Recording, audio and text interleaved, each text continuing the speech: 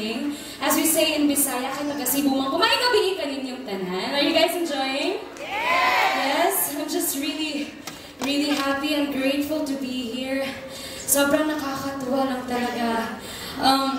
Kasi sino ba naman ang hindi hahanga sa isang lalaki na singer pa, actor pa, athlete, grabe mabait pa, super talented, matalino, siya na talaga, hands down.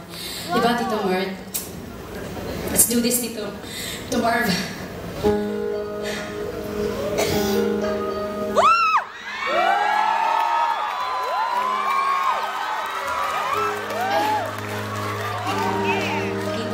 Tito. Excuse me. Tito, what are you doing? Tito, what? Ay, sorry. Tito, this is MG1, not MN1000. Sa next, ako. No pa po. It's your song, but you're my coach now, so. Tito. Let's give it a hand for Tito Martin. Sorry, man. We'll have Tito Martin later. Sorry, Tito. Don't be mad. I love you, Tito. Tito Martin. We've come so far to leave it all behind. I wonder why. Why did you go away? You left me all alone. Can't say my love, please stay. You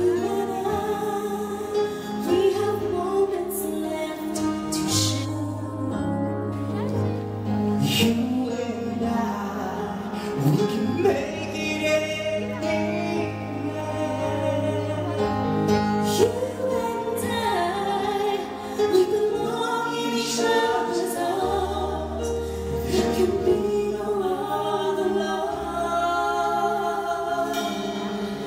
Now I know we can have it all forever.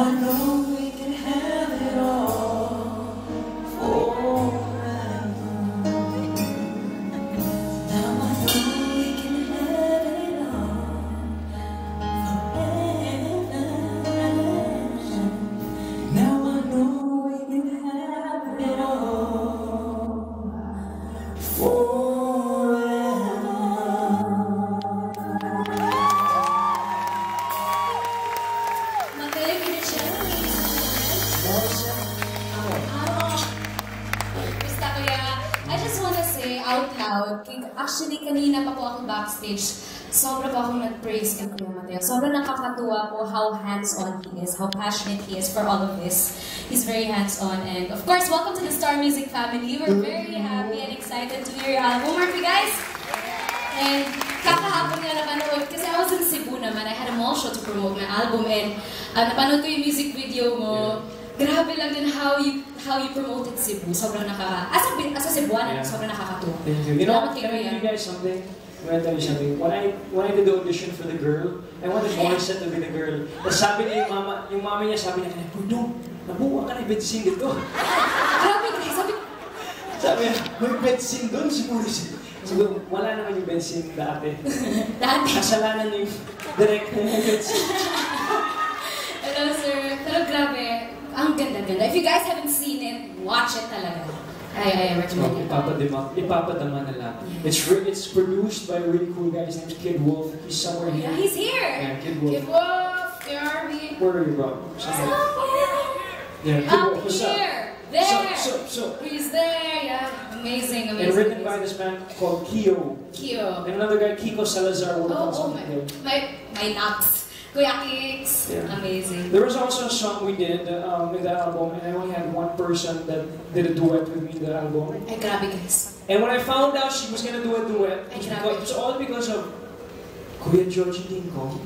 I think his flight didn't fly or something. So, yeah. Grabe guys, siya na talaga. Siya na yung gwapo, siya na yung... Ito, may concert, may album, tapos yung girlfriend mo, not to mention, idol natin lahat. Ikaw na. Hands down. No, but when we did the song, the first song that came in our heads when we wanted to swing with Miss Reg was Pangako. Pangako, hindi kita. But Miss Reg said, no, let's not do that because she did it already. Let's do Sa Kanya. I'm sure all of them have a song. So, this is Sa Kanya with